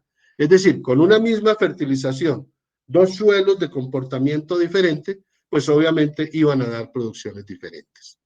Entonces lo que se muestra aquí es eso, es cuáles eran esos parámetros a nivel químico dentro de las tres zonas que están demarcadas en la región de Urabá como productoras de banano, y llegaron a la conclusión pues que sí había diferencias, pero que definitivamente había que comenzar a manejar la fertilización de manera diferencial, no solamente dependiendo de esa baja o alta producción, sino dependiendo del comportamiento real de la planta. ¿Por qué estas divisiones norte, sur y centro? Porque la parte norte, que es la que está sobre la costa, ¿sí?, del Golfo de Urabá, esa zona es relativamente seca. La zona media, que es donde están las poblaciones de Carepa y Apartadó, donde se centra la actividad comercial y donde están ubicados los puertos de embarque o los puertos para enviar el embarque, tiene una condición climática relativamente, ¿cómo se dice?, no tan seca, una condición media. Es decir, cuando hablamos de una condición media podemos estar hablando de niveles de precipitación cercanos a los 1500 milímetros. El banano es una planta que requiere más de 2500 milímetros en proceso productivo. Y la zona sur es la zona que está cerca a Mutatá, que es la zona más húmeda. Ella tiene por lo general niveles que oscilan sobre los 3000 milímetros. Entonces esa condición de separación era importante para poder evaluar. Y eso fue lo que hicieron y ahí fue donde encontraron estas diferencias. No voy a entrar a analizarlo, simplemente quería mencionarles, si ustedes después quieren lo pueden mirar con mayor detenimiento para ver dónde estaban las diferencias, pero definitivamente el problema estaba en el manejo que no se hacía diferencial tomando en cuenta las condiciones de suelo. Este es un trabajo más reciente donde se trató de manejar el comportamiento del nitrógeno. Resulta que en esta zona una preocupación que ha existido siempre es el hecho de que el nitrógeno es un elemento crítico para el proceso productivo del banano y al igual que los otros elementos se estaba subfertilizando. Entonces, con Augura nos pusimos de acuerdo y planteamos un ensayo de 2 años donde medimos el efecto de diferentes dosis de nitrógeno, pero haciendo la siguiente aclaración. El resto de nutrientes, fósforo, potasio, calcio, magnesio, azufre, zinc, boro, todos los demás se mantenían en una condición estable sobre la base de la determinación de dosis a partir del análisis de suelos en la zona donde se hizo el experimento. Entonces, todos los demás nutrientes eran constantes para todos los tratamientos, pero solamente diferían las dosis de nitrógeno. ¿Qué encontramos aquí? Encontramos que el contenido en el suelo, ¿sí? El nitrógeno en el suelo, era más alto con la dosis de 321 kilogramos por hectárea. Y lo fue en ambos ciclos.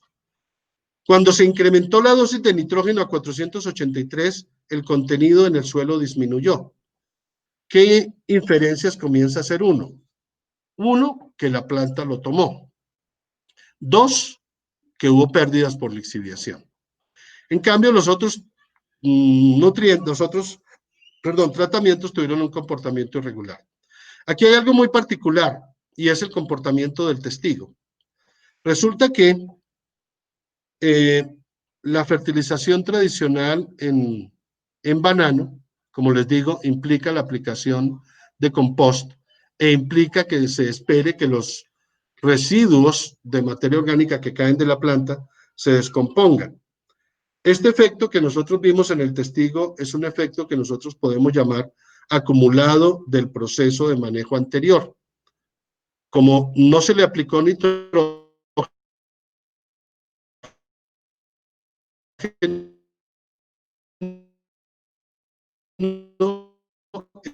entonces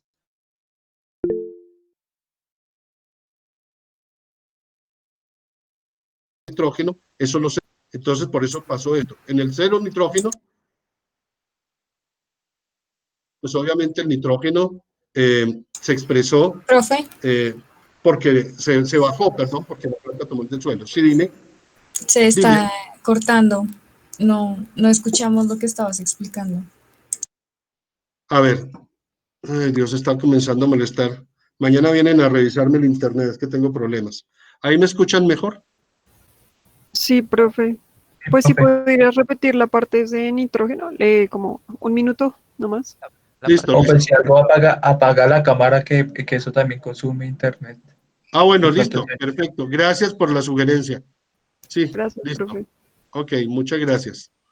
Listo, me cuentan si se escucha bien.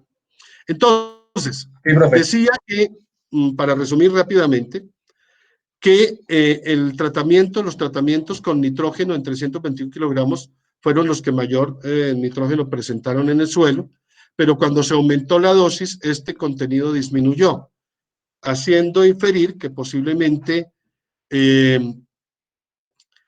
parte del nitrógeno fue tomado por la planta o parte fue lavado del suelo.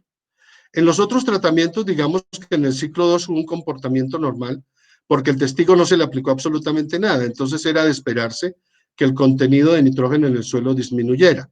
Pero ¿qué pasó en el primer ciclo? Resulta que, como lo mencionaba, en el caso del banano, el banano tiene ¿cómo llamarlo? Un comportamiento acumulado.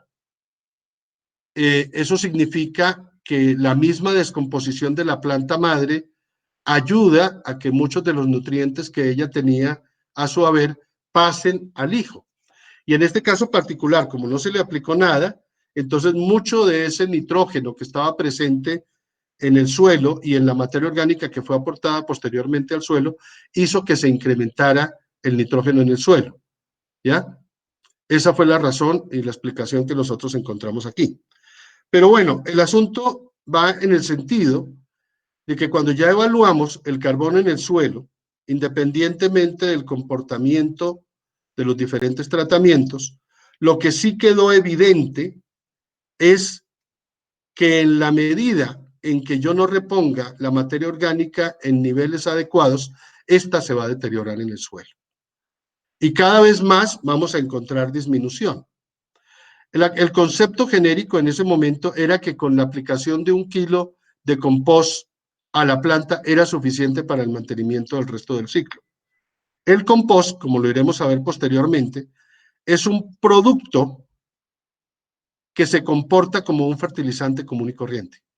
Es decir, que su efecto es limitado en el tiempo. ¿Listo? ¿Sí quedó claro hasta ahí, chicos? Sí, profe. Muy bien. Listo.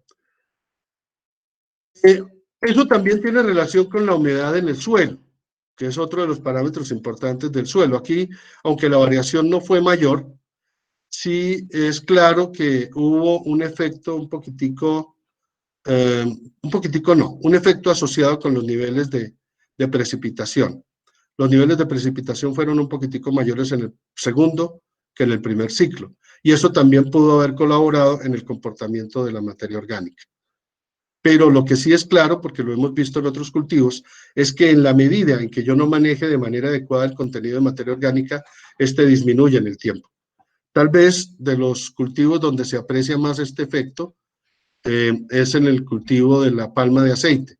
En cultivos transitorios es muy difícil poderlo evaluar porque como son ciclos cortos, no hay un proceso acumulativo que pueda uno evaluar para la siguiente cosecha. Entonces, por esa razón, en este tipo de cultivos perennes es donde este tipo de fenómenos se aprecian. Pero eso no significa que en cultivos transitorios no se dé ese tipo de comportamiento.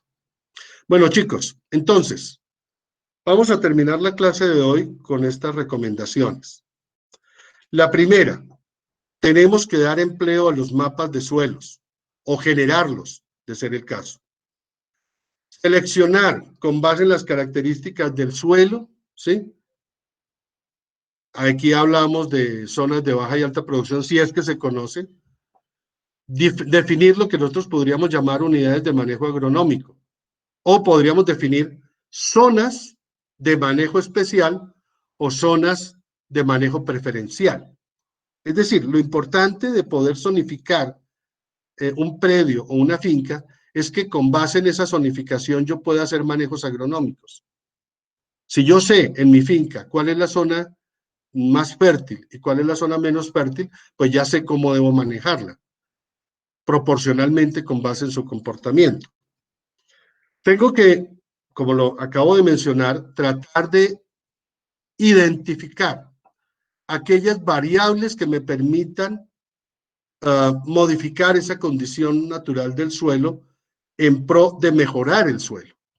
Es decir, que parte de los procesos de sostenibilidad y seguridad alimentaria no tienen que ver solamente con que yo logre una producción adecuada y una buena calidad. No, tienen que ver con cómo estoy manejando esas variables de suelos que hagan que esa condición se mejore. Es decir, no es mantener el suelo en una condición estable, es tratar de mejorarlo, ¿sí? Algo que se está haciendo en los llanos orientales, en la zona de apertura de la frontera agrícola, es eso.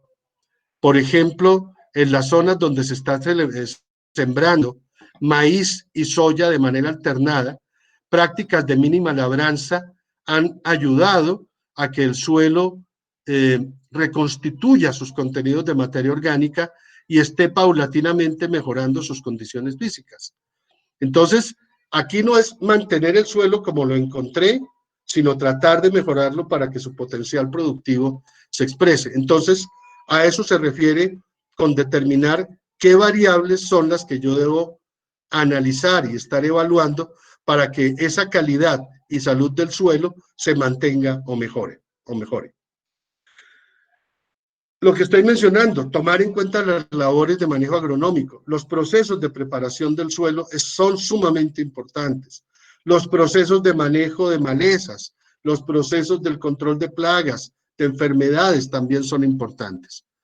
Por esa razón, lo que ustedes están viendo en este curso es importantísimo. Yo no puedo llegar a un lote y hacer aplicaciones calendario. Tengo que hacer evaluación del comportamiento de los estados sanitarios de la planta, de qué organismo los está afectando, cuánto los está afectando, cuánto me puede afectar un cultivo y hasta dónde me puedo aguantar. ¿Sí? No hagan lo de los agricultores de oficina, que cuando ven un insecto come hoja, ya mandan fumigar todo el lote, pues para que no tenga ningún insecto y entonces el cultivo se vea limpiecito. Pero eso son aplicaciones que no van jugando con la sostenibilidad. Si existen parámetros, perdón, si existen organismos que ayuden a controlar estos organismos de manera natural, pues son los que yo debo tratar de procrear para que se dé ese tipo de condición. Entonces, cuando yo hablo de manejo agronómico, necesariamente estoy hablando de las denominadas buenas prácticas agrícolas. Lo otro es esto, realizar valoraciones periódicas de esas variables para identificar si ya se estabilizaron del todo o no y si las puedo cambiar o no. Entonces, chicos, esto es el resumen de todo este aspecto, de toda esta carreta que hemos venido manejando en estas sesiones de clase, sobre todo lo que tiene que ver con la calidad del suelo. Me interesa que, es decir, esto no es para aprendérselo de memoria, es para tratar de comprender el suelo como un ente activo que yo debo manejar para mantener una condición estable a nivel medioambiental. Y esa condición estable se va a ver reflejada en procesos productivos con buenos niveles de rendimientos, buenos beneficios económicos y también con una calidad buena del producto.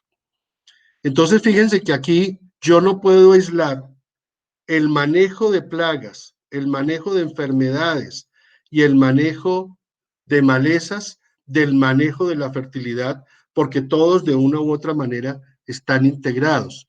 Y lo que yo haga en las primeras etapas de desarrollo del cultivo van a incidir de manera definitiva y decidida sobre el comportamiento de ese material en el resto de su ciclo vegetativo o productivo. ¿Listo, chicos? Entonces, con esto damos por terminada la clase de hoy. No se les olvide a quienes no se han inscrito en el grupo, voy a echarle una miradita a ver cómo andamos. Ya nos quedan 4 cupos por llenar, entonces les ruego el favor que lo hagamos así. Ah, y ya me están llenando lo de los manejos, magnífico. Por favor, espero que todos lo hagan. Ok, entonces quedamos así. La semana entrante les ruego el favor de ser posible que el mismo lunes o por tarde el martes me hagan llegar sus trabajos. No, perdón, el lunes, para poderles echar un chequeo. Media página es suficiente, media página. Háganlo en Word para que no se tenga problema y me lo mandan. Y al día siguiente hacemos una pequeña ronda y una pequeña discusión al inicio de la clase sobre esas definiciones que ustedes han consultado y han encontrado, y después continuamos la clase. La semana entrante también me gustaría que ya organizados los grupos, cada uno me comenzase a proponer un cultivo. Si hay cultivos repetidos, miramos la posibilidad de cambiarlo o que los trabajen bajo condiciones diferentes. ¿Listo? Es muy importante que comencemos a hacer eso para que podamos comenzar a estructurar el trabajo que vamos a presentar al final. Una cosa importante, chicos, cuando seleccionen el cultivo, traten de seleccionar una región, ¿sí? Seleccionada esa región, posiblemente trataremos de orientar muchos de los ejercicios que hagamos hacia esa región para hacerlo más, ¿cómo se llama? Para hacerlo coincidente con lo que se haga a nivel del cultivo que se seleccionó. ¿Listo, chicos? Bueno, ¿alguna pregunta o alguna inquietud antes de retirarnos? Profe, Hilda tiene una pregunta en el chat. Ah, perdón, no he visto el chat. Gracias. Dice, ¿durante cuánto tiempo es factible un estudio de suelos sobre un área determinada? Es decir, ¿cada cuánto tiempo debería volver a hacer un estudio de suelos para dar recomendaciones? Lo ideal es que cuando se trata de cultivos transitorios, lo ideal es hacerlo una vez cada 2 o 3 años. Cuando se trata de cultivos perennes, lo ideal, en la medida de lo posible, es hacerlo cada año o cada año y medio, ¿sí? Para poder tener un récord del comportamiento del suelo y sobre esa base poder evaluar. Ahora, cuando tú has seleccionado los parámetros de calidad del suelo, ya no es necesario que mandes a hacer todo el análisis, sino sobre aquellos parámetros en los que vas a trabajar. Ahora, en ese orden de ideas, ya un análisis de suelos completo podría hacerse, en el caso de un suelo transitorio, cada 5 años, ¿sí? No cada 3, sino cada 5 años, para ver cómo han cambiado esos otros parámetros y sobre esa base tomar una decisión. Ahora, Hilda, y para todos los demás, esto no es una camisa de fuerza. Yo puedo manejarlo con base en mi criterio, dependiendo de las condiciones regionales y dependiendo de las condiciones sociales, ¿sí? Por ejemplo, en una zona donde hay pequeños productores, yo trato, una sugerencia sería hacer una muestra de suelos por agricultores que tengan predios similares para tomar una decisión dentro del grupo de los productores. Si ya el predio es más grande, ya la cosa cambia. ¿Listo? ¿Queda claro, Hilda? Listo, Hilda. Bueno, chicos, entonces muchísimas gracias por su asistencia. Entonces quedo pendiente de que acaben de llenarse los grupos, quedo pendiente de la tarea y la semana entrante, si Dios no dispone de otra cosa, nos vemos. Por favor, cuídense mucho y procuren no aburrirse. Bueno, chicos, un feliz día. Hasta luego.